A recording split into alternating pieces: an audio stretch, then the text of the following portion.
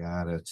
All right. Well, I don't have a prepared introduction for Kathy, but anyone who's been around District 35 for a while has seen or heard Kathy shine. So almost goes without introduction, but she will be our presenter tonight, talking about how to be more effective at table topics.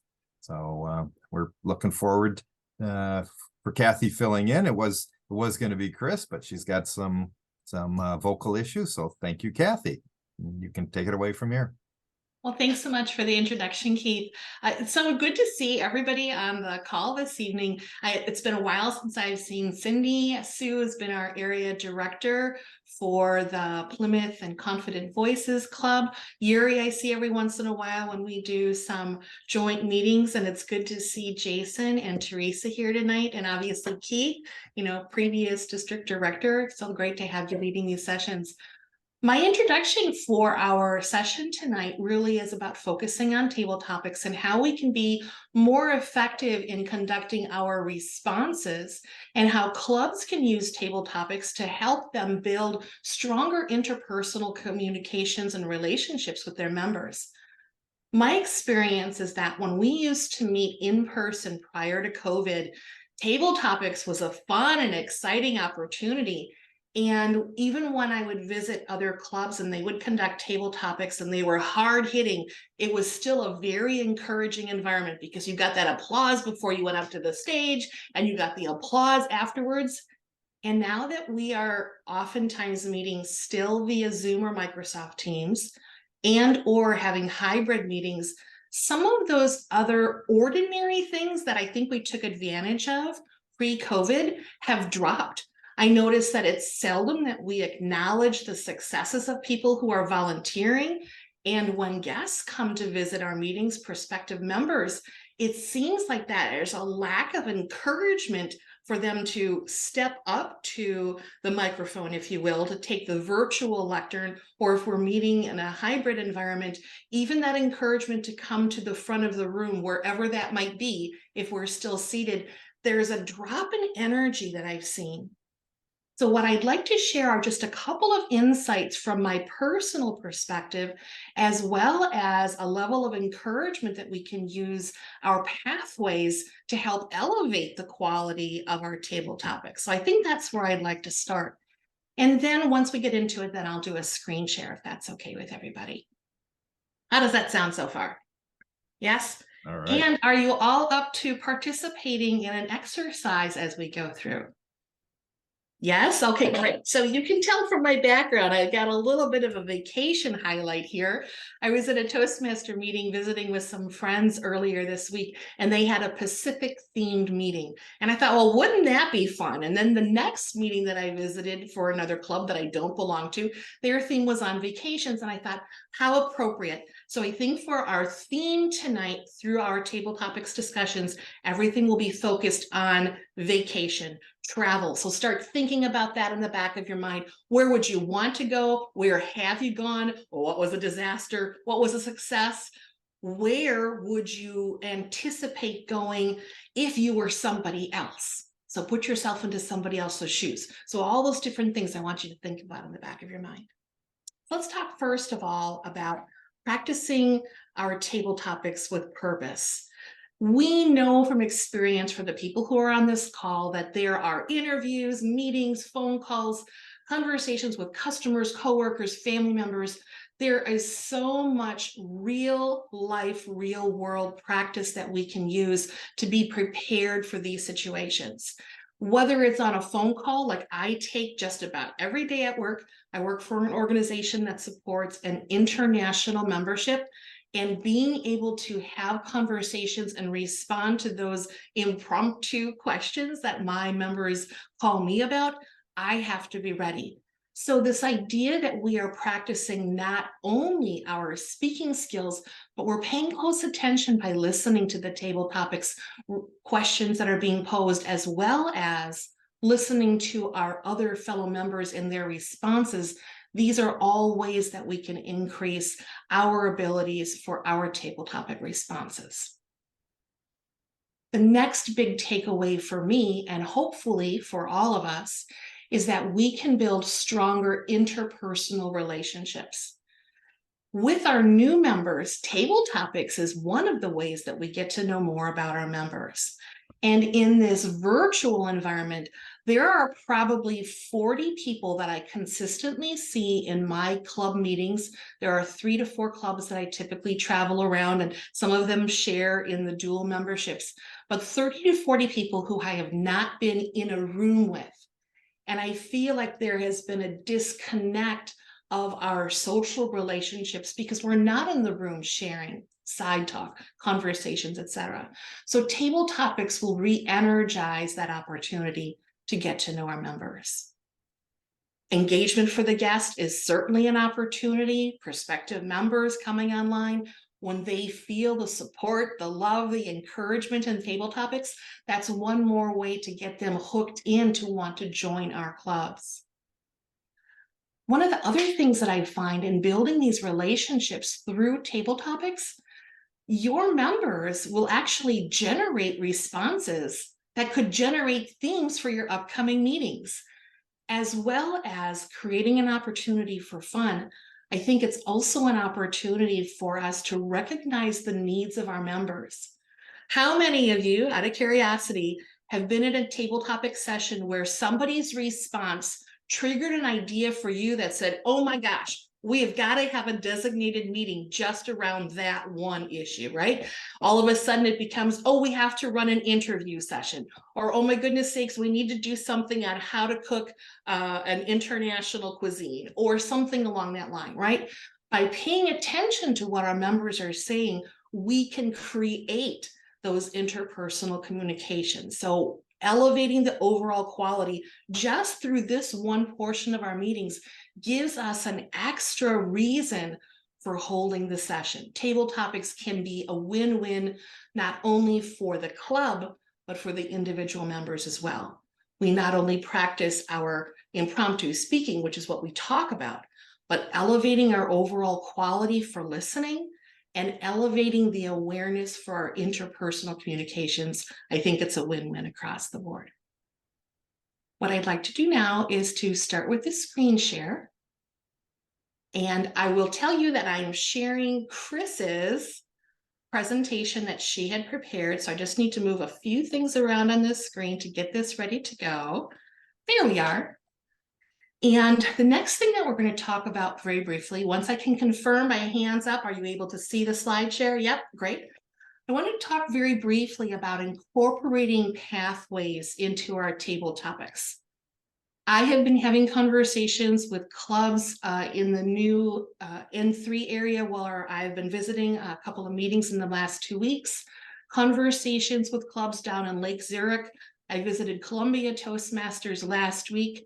In our home club, Cream City Communicators, we have new members who are coming in holding the Toastmaster role of Table Topics Master, and they are not yet connecting this idea that Pathways offers a project. Typically, it's in level 2 as a required project, for example, or an elective in level 3. Let's encourage our members to utilize the Pathways curriculum to take advantage of how do you prepare for the Table Topics Master role. Use it by using the Active Listening Project. So that's one thing that I would like to highlight.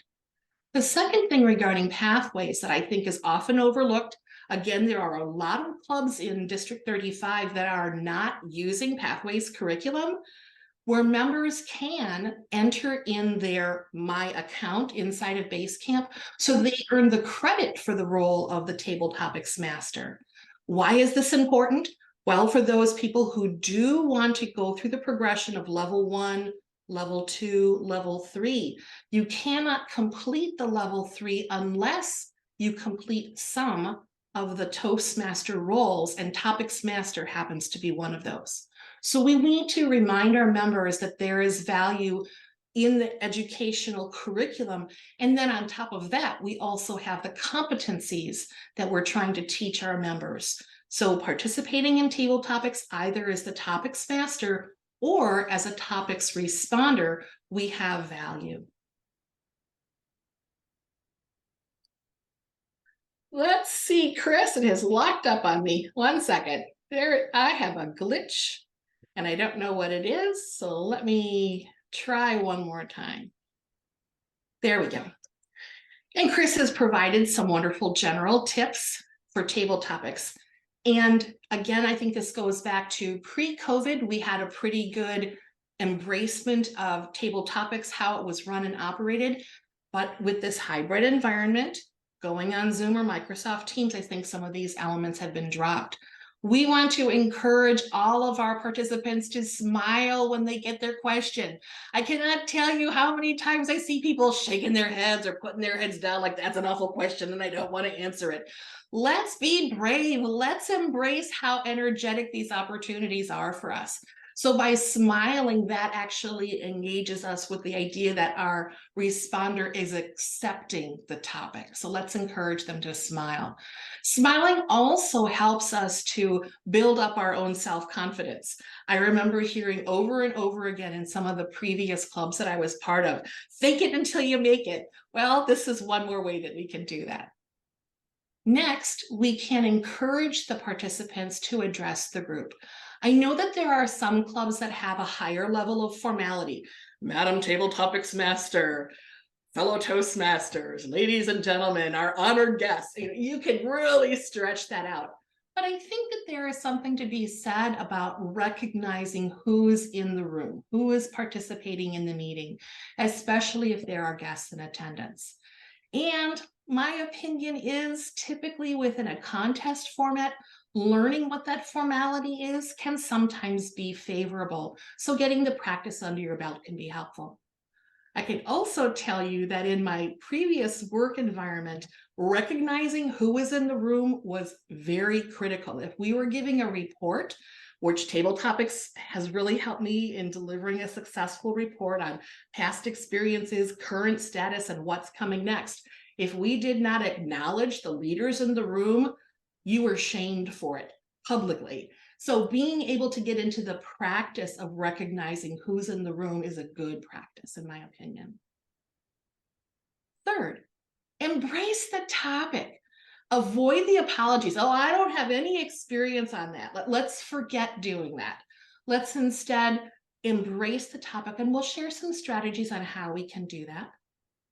Fourth, let's make sure that we're speaking clearly and audibly so the entire audience can hear us. Next, we can, if we are inclined, to use a witty remark, a quote, even some song lyrics. Have you ever been in a meeting where somebody started off their table topic response by singing a song? Yes, I've heard a couple of people who started their table topic with a quick little witty remark or a joke. Liz Pollock is well known for this in our club at Speakeasy. So there are some people who have this as a strength. But I think that if we encourage the members, when we see what those gifts are, encourage them to incorporate it into table topics. I think if we can point out the strengths that other members use as part of their responses, it encourages our newer members to use a similar format to help them gain comfort and confidence. And then finally, let's encourage folks to use the word of the day. I think if the topics master reminds people at the top of their session, this could be one more way that we're elevating the overall quality of the vocabulary of our participants. So how does this sound? Are we in agreement? All right, so then let's talk about a couple of strategies. Number one, we've probably all heard about this. When you are the table topic responder, express an opinion. But I think it's a little too short of a suggestion. I actually like to accept the idea of expressing an opinion not as myself. What if I responded as if I were my son? What if I responded as if I were my dog? What if I responded as if I were a recent traveler?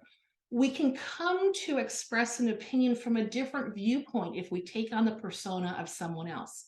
And I think this comes in handy, especially when we are posed with those situations where we might not be comfortable with being honest about a response, but we can step into the shoes of someone else. And I think this really can speak volumes. This also gives the opportunity for our guests to be aware that they don't have to be afraid, that they can answer in a very broad way. So that's strategy number one, expressing an opinion. Strategy number two, identify 1 to 3 key ideas. Now, in the past, you might have heard start with an introduction, give a body of your table topic, and then in 3 parts. I don't embrace table topics that way. I would like to suggest instead a recommendation that I had from my 3rd grade teacher, Mrs. Reisman. She always said when we're doing our writings, 1 to 3 ideas, maybe you want to pull in one of the 6 key questions: who, what, why, where, when, or how. So any of those 6 we can pull from. 1 to 3 of those would make a great table topic response. Another one, you might think about this as the light bulb method: the problem, the cause, and the solution. This is a great technique for engineers, someone like my husband who knows everything about everything without question. He has an idea for everything, a solution for everything. So he's very analytical. So when you have those members who are hesitant, they're very serious, invite them to use this technique, because the problem, cause, and solution helps them express their creativity. And I think that's key.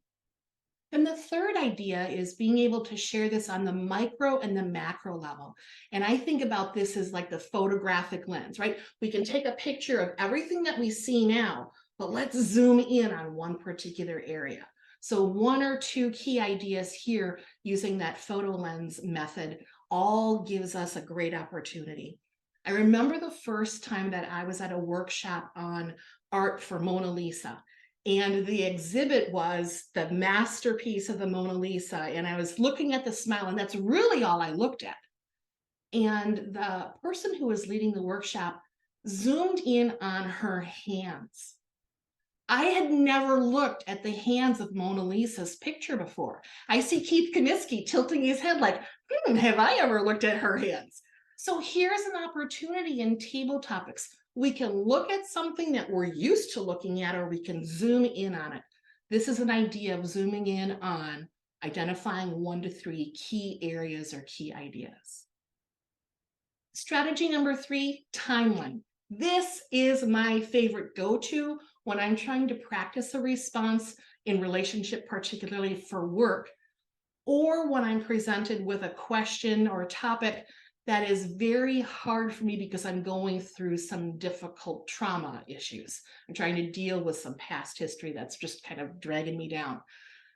Earlier today, I was in a Toastmaster meeting talking about vacations, and the question came to me like, what's your best vacation spot, right? And immediately when I hear something like that, I go to Kathy is an adult and she's gone on a vacation 5 years ago. And where did she go? And she didn't like it. Do I really want to talk about that? No. Instead, I want to have fun with the response, because I want people who are listening to me to light up. So I go back to my childhood.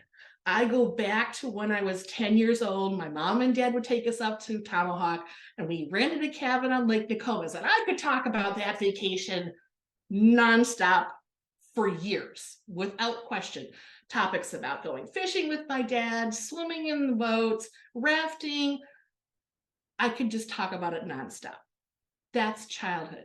I could talk about it at age 10, talk about a different story at age 11, a different story at age 12, a different story at age 16. And if I wanted to incorporate past, present, and future, the past is the past, the storytelling. The present is, what does it look like now, and where would I want to get a cabin? And in the future, I want to take my grandkids to their, 10 years down the line. So being able to bring this concept of the timeline into the response makes it very easy. I don't think enough people use this option for table topics. We typically tend to focus in the present moment, and I think a lot of the joy comes in the past. Next, strategy number 4, relate the topic to something you know or some area of your expertise. I will never forget hearing a table topics question. This is almost 15 years ago. and it was talking about DNA testing to determine father rights. And I was remembering coming home from this particular meeting and coming off of the expressway at Miller Park Stadium at the time. On one side of the expressway, there was a billboard that read, "Who's your daddy?" with a question mark over the baby's head. And on the other side of the road, there was an advertisement for a family plan for their cell phones. I was just thinking, family values and who's your daddy? And it just really raised my awareness of our society's changing values. The very next meeting I went to, there was a conversation about telling us about some kind of billboard that they had seen. And I was able to recall that. I mean, it was just so ironic that it came up in that moment. But it was based upon that experience in that moment, that those two billboards really had a powerful impact on me. But I have seen people who respond to table topics using a book that they've recently read, a TV series that they watch, a movie that they've recently seen. I just saw a film within the last 3 weeks, and it was so disturbing to me. I can't even talk about it, but it will be with me forever. I remember the first time I saw the movie Philadelphia, and a friend of mine, very, very dear friend of mine, never felt comfortable enough to tell me about their orientation because they thought that I would judge them. The movie introduced me to the situation, and after the movie, and we had gone together to see the film, I said, I wish if any of my friends had a situation like this that they would trust me. It just opened up a flood of conversation. So I think that we need to trust our own experiences. And in table topics, this is where we really have the opportunity to share what we know about it and relate it to something else that we see or something else that we hear, a song that we hear on the radio, news articles that we've read, work that we do, hobbies that we have. I remember when I was working at United Way and I had shared a conversation with a friend of mine. We got together and we went there and worked together at United Way simply because it was a conversation piece. When we talked about it then at our Toastmasters meeting, we had people who came out to volunteer for the projects that we were conducting at United Year that way. This is why relating what we know is so valuable, building those interpersonal communications as a result of sharing our areas of expertise and knowledge. Next strategy. This is something that, depending upon your club environment, can be very effective. Bringing your family or your friends into your responses. Most times what I hear, and you tell me if this is your experience as well, I hear first person responses. How many of you typically lead toward first person, right? It's all about me, me, me, me, me. What happens if we bring other people into our response? Just think about that for a moment. We have an opportunity to build a stronger emotional connection with our fellow members when we talk about our children, our pets, our spouses, our parents, our grandparents. I will never forget sharing a story about the lilacs that used to grow over the fence between my house and our next door neighbor, Grandma and Grandpa Sarah. And it was like 2 or 3 years later. So seriously, this is how impactful this was. A friend of mine who had been in that meeting, she had lilacs. She cut them down and gave a bouquet of lilacs to me because she remembered how important the relationship that I had was with my grandparents, who were not my biological grandparents. They were just grandma and grandpa next door. But it was so beautiful. These emotional connections that can be built through our table topic responses can be very profound, and we want to encourage that. Another way that we can incorporate this family response is by building characters within our responses. Just think if you are responding and you're actually reliving the experience and you engage in this dialogue between yourself and your son, or what you hear between your spouse and your children, or between your grandparents and your parents. That is so dynamic. So being able to build the characters, being able to include the dialogue, it changes the delivery of our response. And if we think about the mechanics that we're trying to encourage our members to use, more vocal variety, greater gestures, when we come into these experiences of family and friends, it becomes natural. The excitement explodes. And of course, storytelling, it's all about the people, the places, the things, the inanimate objects that might affect us. I cannot tell you how many times prior to having a virtual background that people ask me about the flower that's on my shelf over my shoulder, or the vase that I have, or where is that from? Who gave it to you? What's the background story? So these are opportunities for us to get to know our members a little bit better. And again, don't forget your pets. I will never forget the first time I heard the story about my friend's best turtle. It's just lovely and delightful. And every time I see a turtle now, I see a picture of it, I share it via Facebook. I'm thinking of you. So it's one more way building interpersonal communications. Oh, this is not clicking on me. There we go. Our next strategy, the pros and the cons. This one I think is relatively easy to understand. We have this opportunity to say, I like something on this side and I like something on that side. There's a con on this side and a con on that side. So you could speak to the pros and cons. Think about it as a pendulum, left to right, right to left. It really doesn't make a difference. But we can speak to that. And I think when it comes to being truthful, this is the methodology that I like to hear the most when I'm in a meeting, when I can hear what's really on the hearts and the minds of my fellow members when I'm participating in the meeting, and when I'm visiting other clubs and I hear them speak.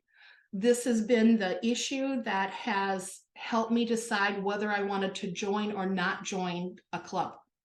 Hearing their truthful responses. It really helps me make that determination.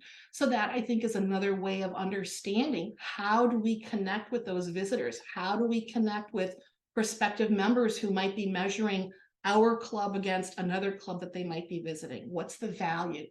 And if we are understanding that we want to attract personalities where we can encourage and like and be similar to, or be drawn to and be encouraged, these pros and con responses can really give a lot of information away. So be thoughtful about this strategy. Wait, this is not, there we go. Strategy number 7, the switcheroo. I love this one. I can tell you from experience hearing so many people say, well, I really don't know anything about that. And then they talk for 5 or 10 seconds and then they pass. Oh, it breaks my heart. Why do we not want to encourage our visitors, even our members, to say, if you don't know something about the topic, switch it on up. Give them a pat on the back. Take a question that you heard previously, or maybe there's some other way that you might be able to spin the question. But the idea is simply to get people talking during table topics. Switch it up, have fun. But the caveat is, we want to make sure that they understand if they are in a table topics contest, they should not use this strategy, because you get points for answering the question that is asked. So I just want to put that out there. Judges can mark you down if you're not directly answering the question.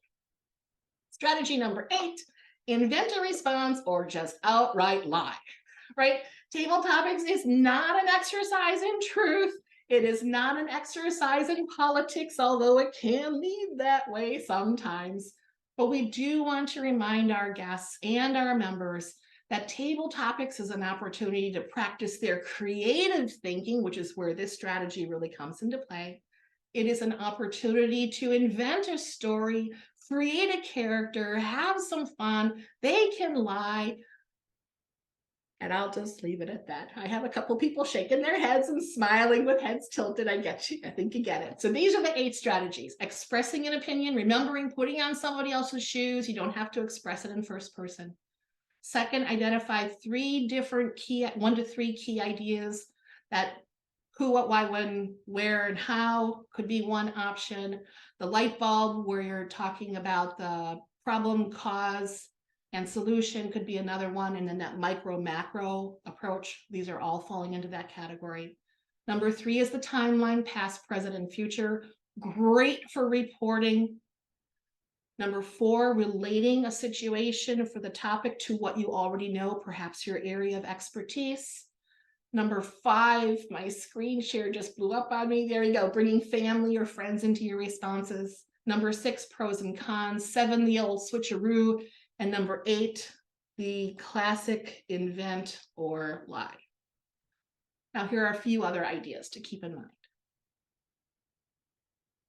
I think it's important that as members of a Toastmasters club, we should, in Kathy's opinion, very personal opinion, pay attention to all the questions that are asked and all the responses that are given.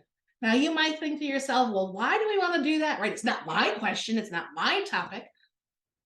But the idea here is that if we listen to all of the questions, we can think about how we would respond to everyone.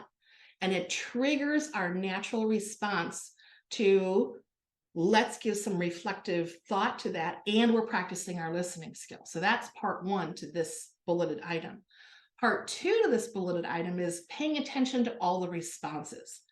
There are times where I have heard true pain that a member is going through, and that means a triggered phone call after the meeting. It means a follow-up email the next day. It means sending a card of sympathy for the loss of a loved one. There are so many things that come up in responses that I think we need to be attentive to. So paying attention to the questions and the answers are very important.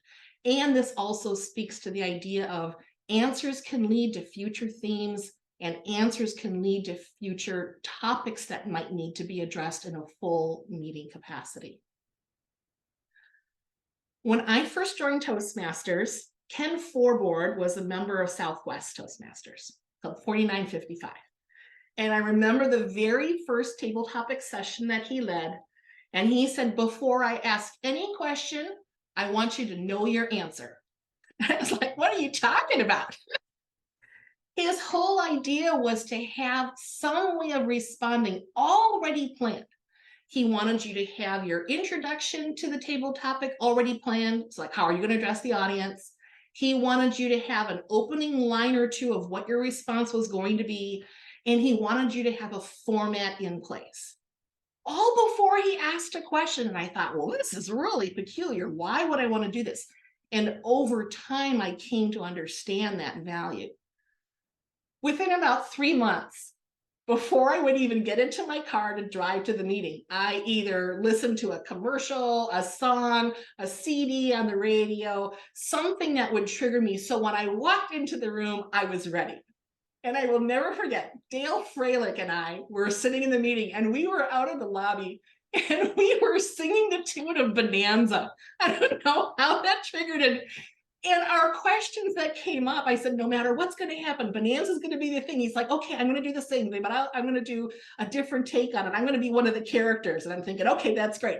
And our topics came to us, and it just meshed, and it was perfect. It was beautiful. We both busted out laughing. There was so much joy. Plan your response. Come up with your strategy. Know how you want to respond.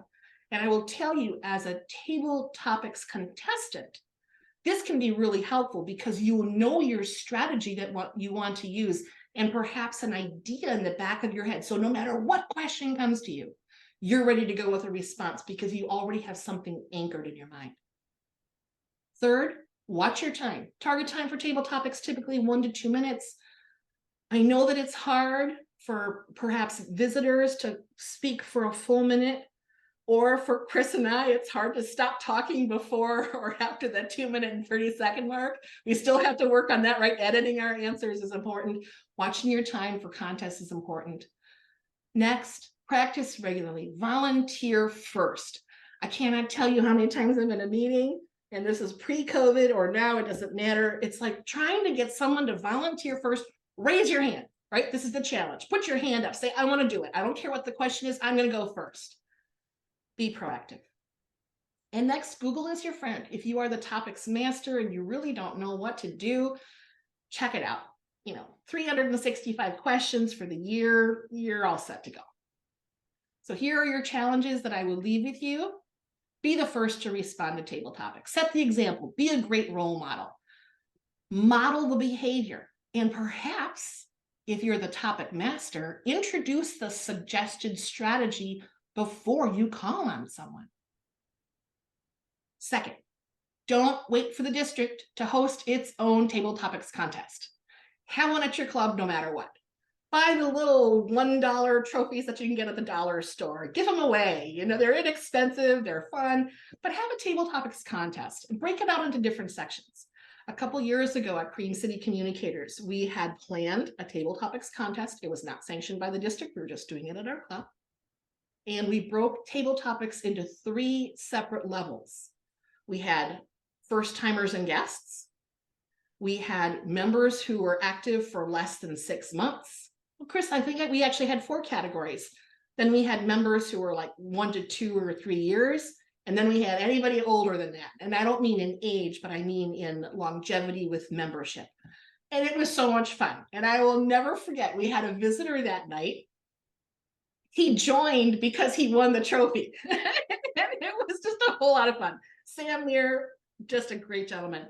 It turned out that he was a student looking for a Toastmasters club. So it just worked out beautifully. And then third, encourage your clubs to talk about pathways and the opportunities that exist. I oftentimes think that pathways is overlooked. And as quality Toastmasters wanting to promote the educational curriculum, this I think is a key takeaway. So what I'd like to do, with your permission, we're at 7:37, is to take your questions if you have any. I'm going to stop the screen share. Sorry about that. And maybe we could conduct table topics using different strategies with the theme of vacations in mind. What do you think? Good. Do we have any questions that need to be addressed first? Oh, yes, Kathy, I have a Of course, question. it's got to be Yuri. It's the last one also. I mean, my question is,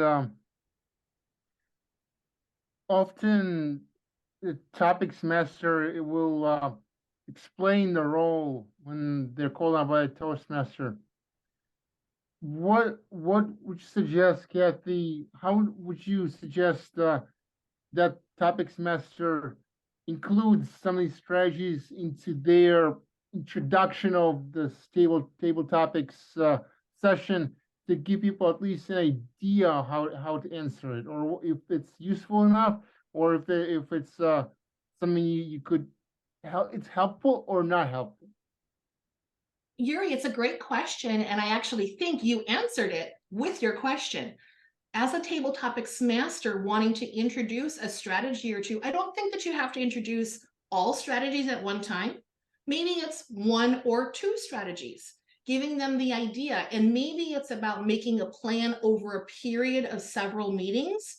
Meeting number 1, you introduce strategy number 1. Meeting number 2, introduce strategy number 2, etc. Or Kathy's preferred method, pick my favorite strategies and use those first.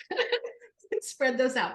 But introduce it as an idea, right? It's not a commandment. It's not something that somebody has to do. It's just one more idea to be able to embrace, to try, to experiment. And introducing one strategy at a time might be a good strategy to use moving forward. Yeah, that's what I was thinking too. You laid out lots of great ideas. I've found that newer members, or if a guest chooses to respond, they're just so scared to death of speaking. They're not thinking about strategies. They're thinking about how do I get words out of my mouth, right? So that they're petrified. And so maybe the idea of, like you just mentioned, pick one strategy and come into table topics thinking, no matter what, I'm going with that strategy. That's what I'm going to do tonight. And then the next week, something else. And eventually they build a repertoire of being able to flex on a moment's notice, depending on the nature of the question. I'm curious, do your clubs, for everybody who's represented here, do you conduct a how to answer table topics as an educational session during your club meetings?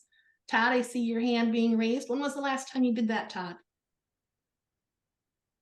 Before COVID, because in District 61, when you win any of the district level contest, you're invited back to create a webinar or a program on how you did it. So Nice. when I won it, they made me create a program called Todd's 7 Steps to Winning Table Topics. And it's, again, like your strategies, but we call it different structures. And after that, when we started teaching it in clubs, we actually created a grid. So we would say, use the rule of 3 in your table topic, use the past, present, future, or whatever, or, the pros and the cons, or the twist and the spin. And then the person would know in advance what type of technique they'd have to do. And then when they're being evaluated, the evaluator would say, oh, I saw that you used this technique. So we had a grid that you could check off which ones they were using. It was really cool, actually. Excellent, great, Todd. Jason, what about your clubs at Northwestern Mutual? We've not really coached that other than the idea of always saying something. And we've given the example of speaking either from a position of knowledge or changing the topic. And we used to have a member of our club that was very good at making every table topic be about Star Wars, no matter what he was asked. And we've used that in some coaching sessions. Usually the general evaluator is the one that typically comments on something like that in our clubs. And that's what I use is if you're struggling for something, find a way to relate the topic to something else or something that you feel you can speak better about.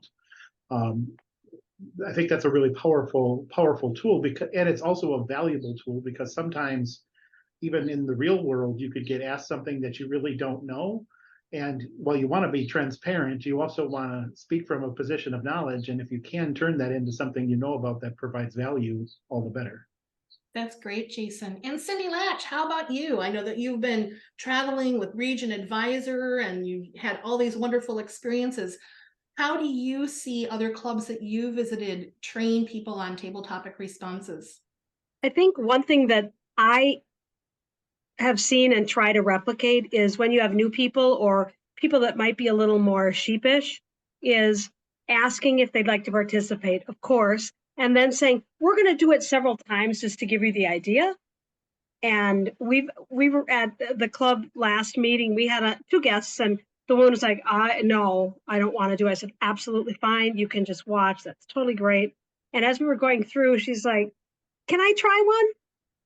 And it was just kind of that, she'd kind of dipped her toe in and realized I can do this. And that's actually why she said she wants to join, because she doesn't want to be able to do prepared speeches. She wants to be able to just talk to people in a comfortable way about whatever happens. So, and the one thing I was going to ask Kathy is there's this old Toastmaster mentality, which I actually ascribe to.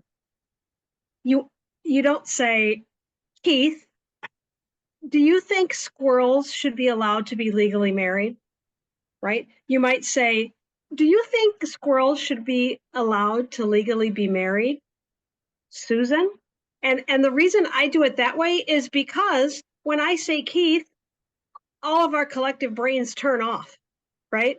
But when you're thinking the question, you can actually see everybody's brain spin up, and then you pick someone that way. So I'm a real believer in ask the question and seek someone at that point. Excellent. But yeah, great topics. I loved it. And I will be talking about my pets. So just so that you know. Yes, I would imagine so. Looks like Laura's got her hand up for. Yep, I was just going to call on her. Yes, Right. Laura. Thank you. Thank you for the wonderful topic. I'm all excited about it. It's my favorite part of Toastmasters, I think. So I was just at the follow-up for the conference, and I had the idea, we were talking about fun night, and the idea came to mind, how might table topics fun night be incorporated into the fun night? I was thinking maybe a table topics master would give a question, and then that answerer would have to give the next question to another people, and so on, just to give everybody a chance at it, or even if it's a good idea or not. Chris, I see your hand raised. Yeah. I didn't make the connection earlier when Laura had said this, but I know there are some districts, it's similar to a March Madness bracket, but a table topics bracket to get to the top winner of table topics. So you have clubs in an area against the clubs in an area, and you just kind of move forward that way. Might be something similar, kind of fun that way. Something different. And two, we don't know what contests will be done other than international next year. So if it's table topics, maybe these are some ideas for the year after for some of the fun stuff. Yeah, Okay. so Laura, I would invite you to have that conversation with your district leadership team and introduce ideas, volunteer to be on the conference planning committee for next year, etc. Great ideas. And let's check in with Teresa Flynn. Hi there. I have a variety of clubs that focus on table topics a little bit differently. They tend to be smaller groups. And since there are some times where we don't have a speech, we actually end up going through at least 2 rounds of table topics, bringing everybody in to participate. And it's a great opportunity for us to, practice that impromptu communication skill, but also really strengthen the bonds of those clubs. And in one club that's growing more, it's getting to know more people. So even if it's not just a straightforward couple of table topics and that's all there is, it's still a great opportunity to develop that relationship within the club and meet new people and flex those communication muscles. That's great. Thank you for sharing, Teresa. Last year, I had done a number of visits to a club down in Oklahoma, and one of the strategies that we were looking at, they had asked me to join the club, but I couldn't make the commitment, but I kept coming back to the meetings. And so for about 9 months, I was visiting. And one of the strategies that we had, because none of their members were embracing pathways. Does that sound familiar to anybody?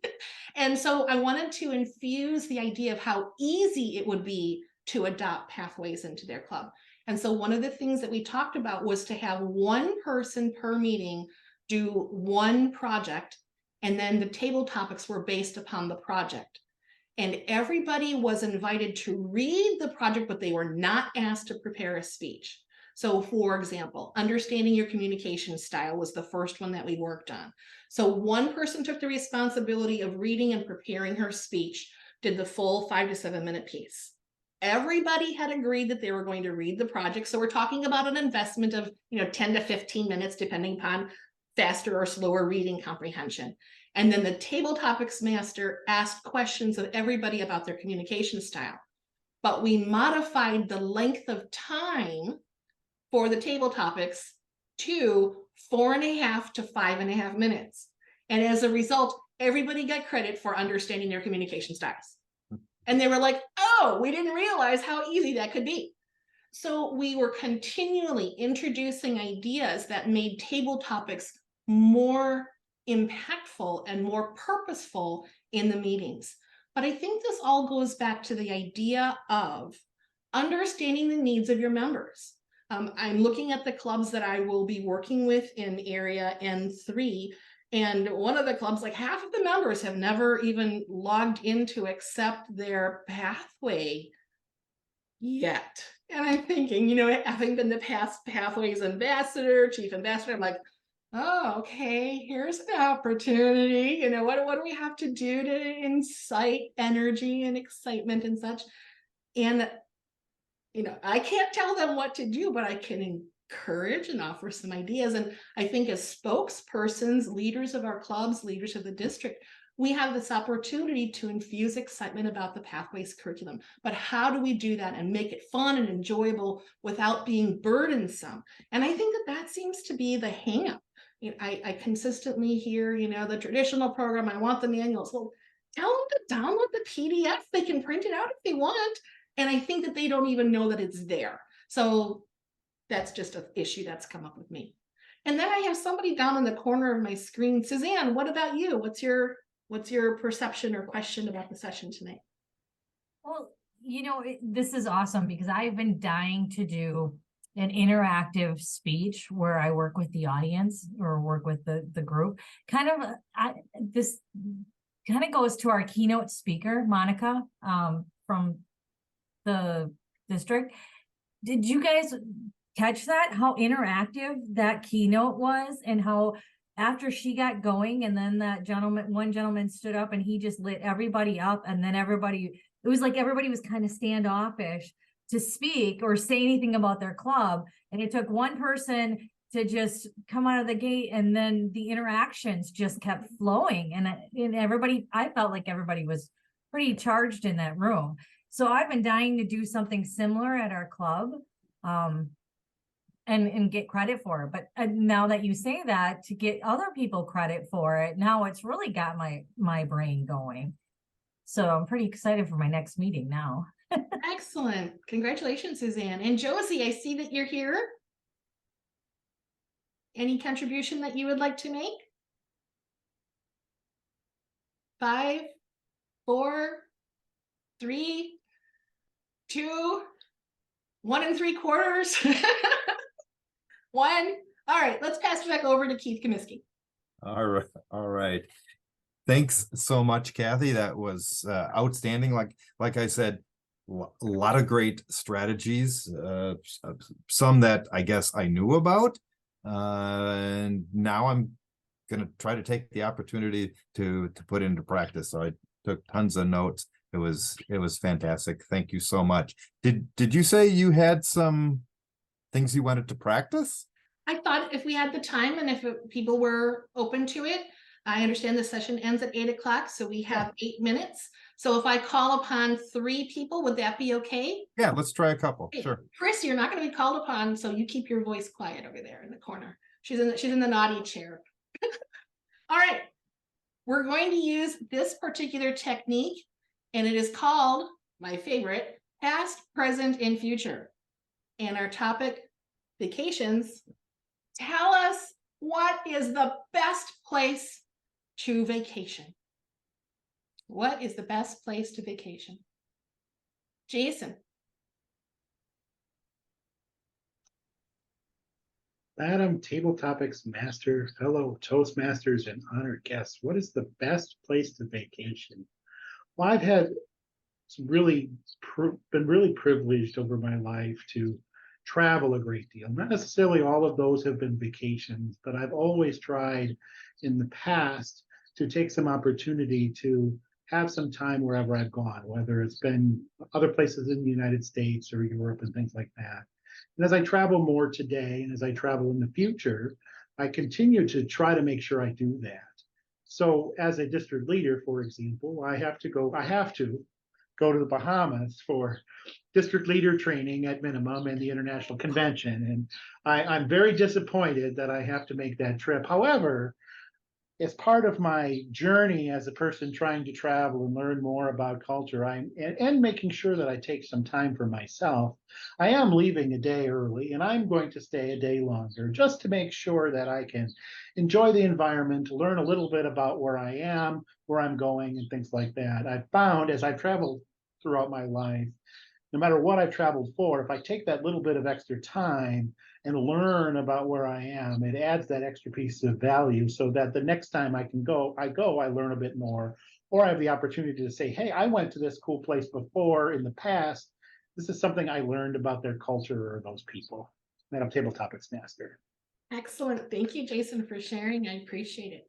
Now, if I were using the Pathways Active Listening project, I would give a recap of what I heard and then move on to the next topic, but I'm not doing that today.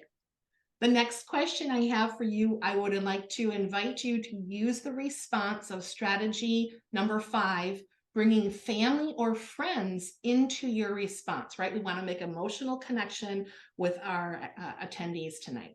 So emotional connection. Tell us, where is the one place you do not ever want to vacation to again? What is the one place you do not want to vacation to again? Susan. I've had the opportunity to vacation in a lot of places, so I'm very fortunate that way. I am going to talk about the one that I went to in 1962, which was the Seattle World's Fair. It's not the city itself, it's the environment and who you're with. When you're with two brothers and you're the oldest daughter, a lot of stuff can happen.